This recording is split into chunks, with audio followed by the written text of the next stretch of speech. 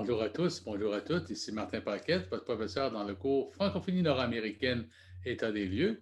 Eh bien, cette semaine, nous ne voyageons pas. Nous nous intéressons en grande partie au phénomène de renouvellement qui est présent dans les communautés francophones un peu partout en Amérique du Nord. Et ce renouvellement communautaire, il transite par la jeunesse.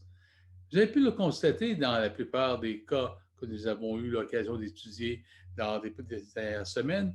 Un élément revient très souvent dans le cadre des francophonies nord-américaines, c'est l'importance accordée à l'éducation et au réseau institutionnel en matière d'enseignement. La question de la gestion scolaire est donc au cœur du renouvellement des communautés francophones en Amérique du Nord.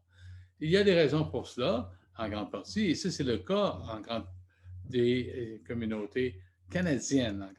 Eh bien, depuis 1968, depuis la loi sur les langues officielles au Canada, l'État fédéral favorise justement l'apprentissage du français par toute une série de mesures qui sont présentes, et entre autres, les mesures d'ordre juridique, elles sont comprises entre autres avec l'article 23 de la Charte des droits et libertés du Canada, qui vise à assurer aux groupes minoritaires, qu'ils soient anglophones comme francophones, un enseignement dans leur langue. Eh bien, les différentes provinces canadiennes vont donc être confrontées à cette question-là. Et là, c'est une question de poids démographique qui joue en grande partie pour expliquer justement l'éveil plus ou moins important des différentes provinces à la question justement de la gestion scolaire. Donc, il y a des provinces qui historiquement ont une présence francophone importante. Le Nouveau-Brunswick, par exemple, avec les Acadiens qui forment à peu près le tiers de la population. L'Ontario français, qu'on a pu le voir avec le règlement 17, bon, on parle d'à peu près 1 million de franco-ontariens, eh bien, il y a une masse critique qui est présente. On a pu le voir avec le débat qui se fait autour de l'Université de l'Ontario français, entre autres, qui est particulièrement importante. Et dans les provinces de l'Ouest, évidemment, tous ces jugements qui ont eu lieu justement en matière de gestion scolaire, dont le plus important, c'est en 1989, celui de l'arrêt Mahé, qui porte sur la gestion scolaire en Alberta. Et un jugement tout récent qui a été posé en 2020 sur l'école Rose-des-Vents en Colombie-Britannique. Il y a un élément qui est important ici, c'est la distinction entre le Canada et les États-Unis.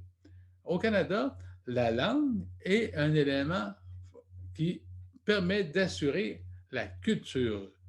Et c'est pour ça que pour cette jeunesse, il est donc important d'acquérir la langue et ensuite de développer cette culture.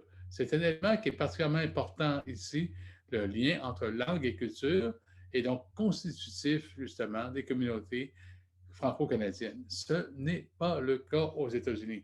Aux États-Unis, le lien entre langue et culture ne se pose pas de la même façon. En effet, lorsqu'on parle des Franco-Américains, lorsqu'on parle des Canadiens ou encore des groupes plus anciens qui ont été présents dans l'Ouest américain, par exemple, le lien entre langue et culture s'est dissipé parce que la langue de promotion économique aux États-Unis, c'est l'anglais. Donc, le fait de parler anglais, c'est une manière justement d'acquérir une promotion économique particulièrement importante pour ces communautés-là. Mais cependant, le lien avec la culture, particulièrement à partir des années 1970, ce lien avec la culture est particulièrement important. Pourquoi?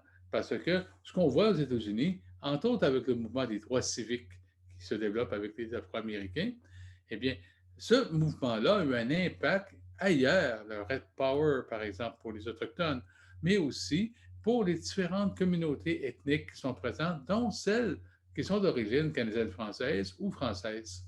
Et donc, c'est ce qu'on va observer, entre autres, avec les Acadiens dans le sud de la Louisiane. Ce qu'on va observer également aussi avec les Franco-Américains des États de la Nouvelle-Angleterre.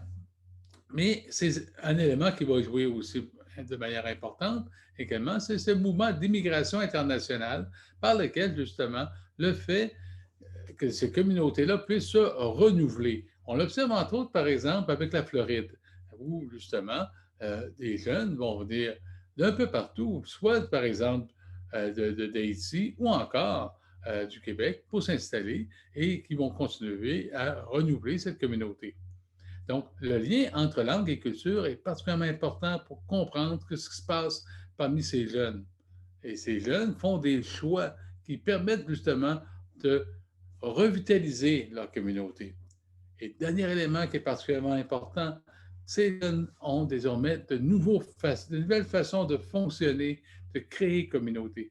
Et de nouvelles façons de créer communauté, ce sont des choix qu'ils font, par exemple, pour l'apprentissage du français. On a pu l'observer, par exemple, dans le cas de la Colombie-Britannique, avec les groupes qui viennent en termes d'immersion.